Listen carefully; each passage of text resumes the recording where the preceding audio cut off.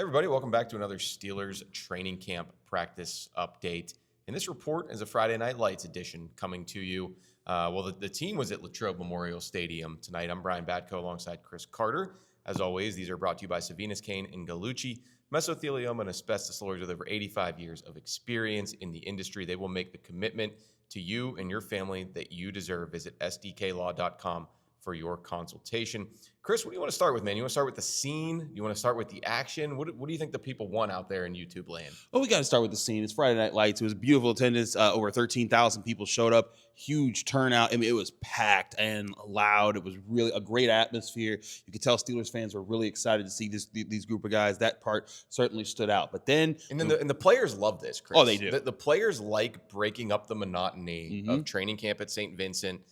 The temperatures are certainly helpful too when you practice in the evening and without the sun. But no, I mean, they love, I think, riding through on the buses with each other. You know, the fans are lining the streets here in Latrobe, yelling, "Here we go, Steelers." I mean, they enjoy that aspect of it. It's only once a camp, but I think it's a highlight for sure. It certainly is, and so that was exciting. And then the offense didn't have many highlights. They did not. It started off defense winning 7 shots, 4-3, shutting out the first team offense. Darius Slay 2 breakups. I think he's been continuing to show why they paid the money to go get him.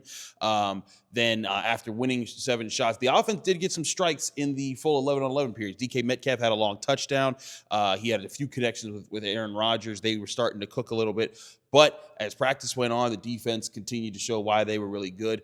We'll get to the rest of the defense, but backs on backers. We got the second edition of that. Kaleb Johnson actually won back-to-back reps against Mark Robinson. Still lost to Malik Harrison, but I thought he looked better than he did the first time he did. And you know that Kaleb Johnson did what the coaches were asking him because his position coach, Eddie Faulkner, literally jumped on his head after his second rep against Mark Robinson in excitement, not in anger. So, yeah, I mean, he looked much more physically up to the task tonight.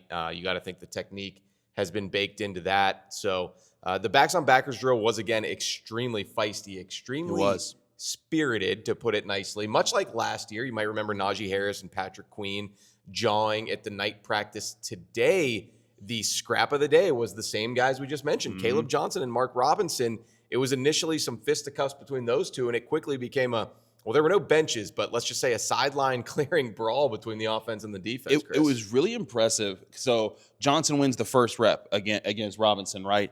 Then he says something to Robinson. Robinson smacks his helmet, and then Johnson gets in him. The entire, it was 4 running backs all got into a group of people, and they just pushed Robinson. And then the linebackers come, and then the 2 groups are pushing against each other. And then I see Nick Herbie go and grab Fredo, the tight ends coach, and be like, "Raw!" Just to kind of mess around. But it was serious, and it took at least about 20 seconds for this to get broken up. They were going at it, and then they let them go at it again. But again, kudos to Kaleb Johnson winning those. Pass protection was the thing he really struggled with on the first padded practice on Wednesday. Looked like he took a step forward in that on Friday.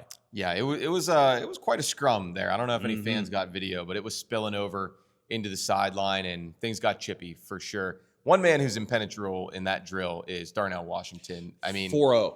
TJ Watt tried him first. Alex Highsmith almost looked like a half-hearted rep, like, I'm not going anywhere. Yeah. DeMarvin Leal clamps, and then Jack Sawyer at the very end. Welcome to Backs on Backers, rookie Darnell Washington's a wall out there. He was the best one out there. Honestly, there's going to be people saying, why not left tackle? Because he's looking that good. But I will say he's also looked good as a receiving tight end. He caught a pass right away in the team period after that too. And he's being very versatile. I'll say Darnell Washington, one of those quiet up-and-comers on this team that he's been that guy, but now I think he's sharpened his game to the point where he's a big reason why they want to have 13 personnel, because Jonnu Smith is dangerous, Pat Freiermuth is dangerous, but guess what? Darnell Washington's dangerous too. Yeah, it's a quiet standout in camp, and I think you can argue about whether, those one-on-one drills like that, how much do they translate to the game? It's not football, it's football-like, as Mike Tomlin would say. So he still needs to put the whole package together. But hey, in that setting, they ask him to stop the guy in front of him, and he does it every time. So he's excelling at that.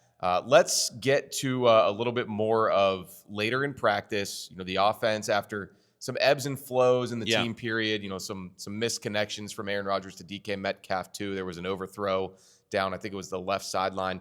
They did their first 2-minute drill of training camp in tonight's practice. Chris, we could probably spend the last 3 minutes on that. What'd you see? The defense shutting it down, and some of it also the offense being out of sync. There were a few passes where Aaron Rodgers would put it in the spot and the receiver would just go the wrong way.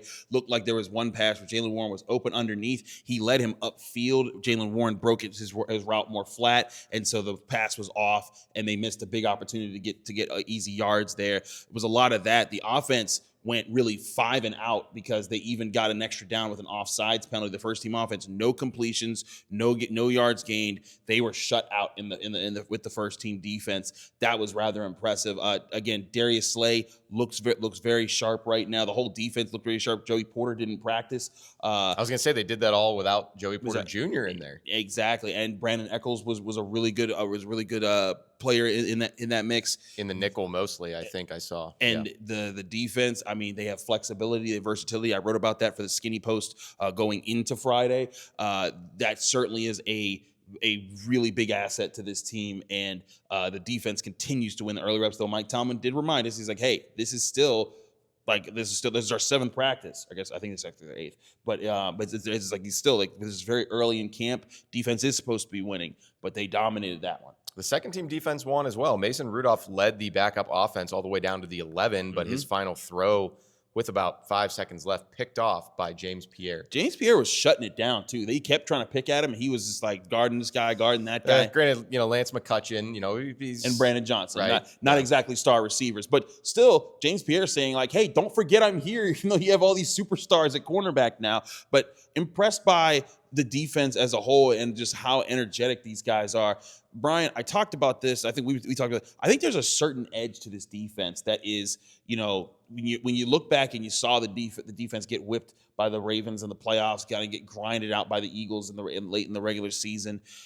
This looks like a group that's like, "Oh no, you don't grind me out, we grind you out," and I'm going to be eager to see does that translate into the season and late in the season. And I see a lot of focus in the key cogs of this defense. Jalen Ramsey doesn't have much to say this camp. Cam Hayward even doesn't have much to say this camp. TJ Watt, always laser focused. So, yeah, I mean, these guys do seem to be on a mission even at this relatively early juncture here. August 1st now, I guess. Yeah, Gerald Alexander, the DB's coach, you can tell that the defense isn't just playing well; they're communicating well. Because whenever they do, he just jumps up sky high and it just starts yelling and being like, "Yeah, yeah!" And you see the energy from him. The new DB's coach for the Steelers, I think he's been really pleased with what he's seen. And look, they got him a whole lot of talent: Jalen Ramsey, Darius Slay, Joey Porter's already there. Brandon Eccles, Brandon Eccles would start on some past Steelers secondaries. And now he's your 4th cornerback. Yeah, I think that's a good observation for sure. Chris will have more of those observations coming to you soon